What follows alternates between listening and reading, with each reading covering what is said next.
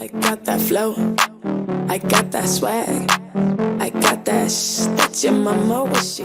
好，歡迎大家嚟到收睇香港觀察部第一個原創節目150拆解愛，我係 Anthony， 仲有我今日嘅3位 partner，Abby、Catman， 仲有 Penny。Catman， 今日我哋第一集嘅節目係講緊咩啊？今日咧，我哋主要主題就係回覆信息呢個主題。咁回覆信息有咩好講咧？就係講佢個速度。因為咧，如果好多伴侶啊，就係話因為對方咧已讀不回啊，半日唔理啊，甚至就係成日都唔覆咧，咁咧就會有啲叫咩焦慮啊、不安啊、唔中意。首先冇焦慮不安，你都即係有個人唔理你啊，彷彿好似唔好尊重啊、唔好重視咁樣。咁我就首先問下 Abby 先啦，咁你有冇即係呢個主題咧？你有冇啲經驗啊或者體會想分享一下先？一般其實咧半日唔回覆我都 OK 嘅，但係如果全日唔回覆咧，我都會發癲咯。發癲嗰個表現會係點樣？或者做啲乜嘢？ WhatsApp 佢咯，或者抄下佢究竟去咗邊度啊？ Okay. 問下佢去咗邊啊？打電話俾佢咁樣。好，咁啊 Penny 咧？睇情況啦，因為有時咧工作都好忙，咁可能有機會係我都唔得閒覆佢，同埋睇下啲問題係咩啦。咁有時可能係啲無聊嘢，咁唔使即刻覆噶嘛。咁其實你即刻覆都要睇我有冇時間。有時大家可能喂你咩時間，可能你3更半夜唔通我都可以秒回你咩？不過我試過有啲奇怪嘅案件都發生過。咁好似有識咗啲男仔啦，唔係好熟嘅，咁啊佢又 message 嚟我啦，咁咧。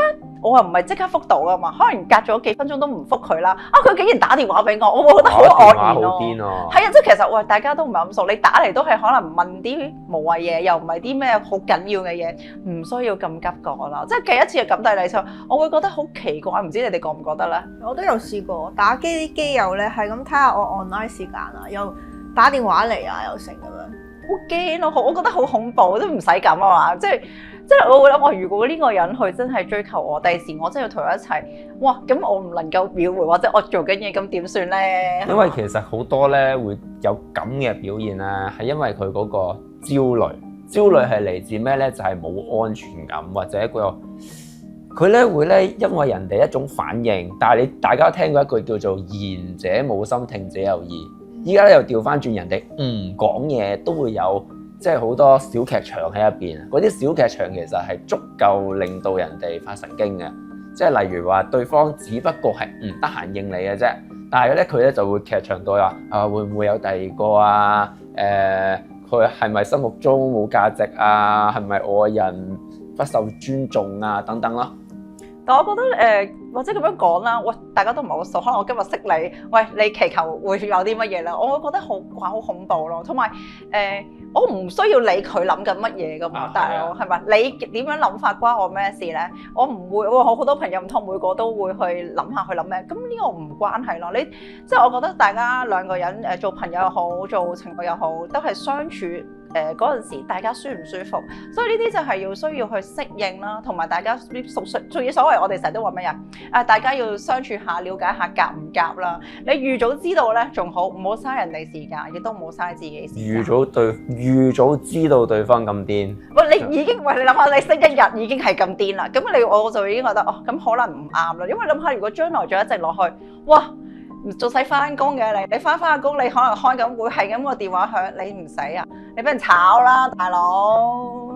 要睇下咩位置咯，大家係啊。佢咩位置都係啊！其實你唔會要求人哋2-3分鐘即刻覆你，甚至乎可能你夜媽媽打嚟，你有冇諗過可能我瞓緊覺咧？可能我唔舒服咧，你冇諗人哋呢啲係唔理人感受、好自私嘅一個行為嚟嘅。冇錯。咁如果設身處地啦，就係話你真係叫做想對方去覆你，但係即係譬如呢個係 urgency 嚟嘅，或者你知道佢唔係 urgency， 應該話你冇 urgency 揾佢，但係你知道佢去一個約會，然後話咗幾點翻嚟㗎啦，但係咧就竟然唔回喎。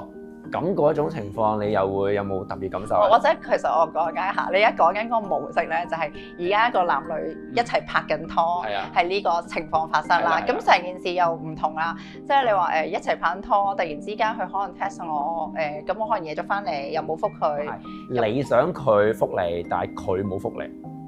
即係佢去咗夜街，咁佢冇覆我。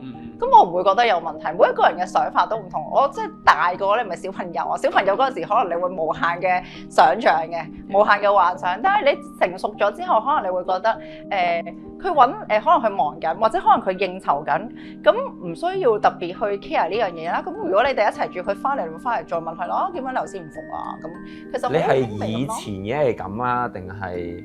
你一直以嚟都係咁啊？定係以前？我頭先咪講咗咯，你以前細個會係咁啊，你大個咗成長咗啊嘛，咁所以其實我覺得好多隨住人嘅年紀去增長嘅時候咧，個人係會成熟咗，諗嘢啊，所有嘢你嘅經驗啊，所有學習咗，你個人係會轉變。咁變咗可能你會同人相處嘅時候咧，會更加同人哋相處得會更加好啲。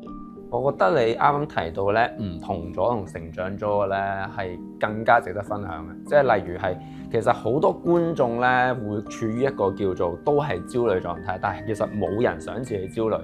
所以你剛才講到成長咗咧，就係想你分享多啲，就係話會唔會經歷咗咩事令到你，咦同以前唔同咧？令到其他人都可以跟你一樣咁強大。其實你冇話唔係強大，你唔係話發生咗啲咩關係。咁你可能你自己有做嘢啦，你做好多嘢嘅時候，有時可能喂你去應酬，或者可能你去一啲晚會，或者可能你去晚會其實唔用得電話㗎喎，係咪？咁你其實好正常。或者你同人哋傾偈，咁你會唔會係咁出電話？呢個好唔尊重人。大家要有一個同理心同埋去理解呢樣嘢。咁可能有啲人我根本佢係返文職嘅，朝九晚六，佢根本就唔會去有應酬啊，甚至乎可能佢都冇乜event去，亦都唔會去其他啲唔用得電話嘅地方。咁佢變咗佢唔會理解到呢一樣嘢。咁呢樣嘢可能你就要耐心同佢講話，其實可能我去咗咩地方啦，嗰度用唔到電話。咁但係翻嚟解釋翻，我覺得即係如果對方係有呢個同理心，咁就會更加好。如果冇嘅話，你就要諗一諗啦。日後你點樣去相處呢？始終如果係咁樣嘅話啦，將來可能你會更加火爆，可能嗌交，大家分手，係咪？咁所以趁早去了解多啲嘢，去講多啲，講解清楚。如果都屢勸不改嘅，咁樣癲落去真係唔係一個辦法嚟㗎。我嘅話就睇下事件啦，即係如果男朋友佢話去咗食晚飯嘅，一般可能10點11點已經閂晒門㗎啦。佢2、3點先返，我都會問下佢咦去咗邊度啊，或者我會WhatsApp 關心下佢啊咁樣咯。係啊，我會嘅都。哇，真係大開眼界啊！首先就有好合理啦，同埋就非常之內心強大嘅例子喺度。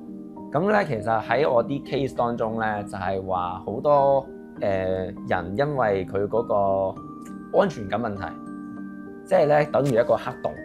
呢個黑洞咧會咧要佢做啲嘢去填嗰個窿嘅，但係佢做咗啲嘢咧，嗰個窿咧暫時填咗咧，之後個窿咧又會再出現。之後咧佢填窿嗰個叫密度咧就會越嚟越密，個窿咧就會越嚟越大。調翻轉，所以其實咧好多有咁嘅要求啊，嗰個焦慮咧其實好多都係嚟自童年嗰個經歷。甚至都係有啲就係可能以前有傷害過。係啊，你哋兩個真係際遇好啊，其實係因為唔係際遇好，sorry，你理解，即係有時啲嘢咧唔關個際遇事，可能我有好多嘅際遇，但係你自己都要諗你人成長咗，你點樣同人哋相處㗎嘛？係啊，唔關係個際遇，可能我遇到好多好黐線嘅人咧，係咪？好似頭先我話，喂，我啱啱識你，唔使日日打俾我，我真係會 block 咗佢，我真係封鎖佢，冇可能係咁。咁你要自己識得去處理，同埋去相處咯。你自己要衡量，喂，你同呢啲人應該保持個距離啊，定係點樣去做咯？如果唔係，你會更加越嚟越嚴重。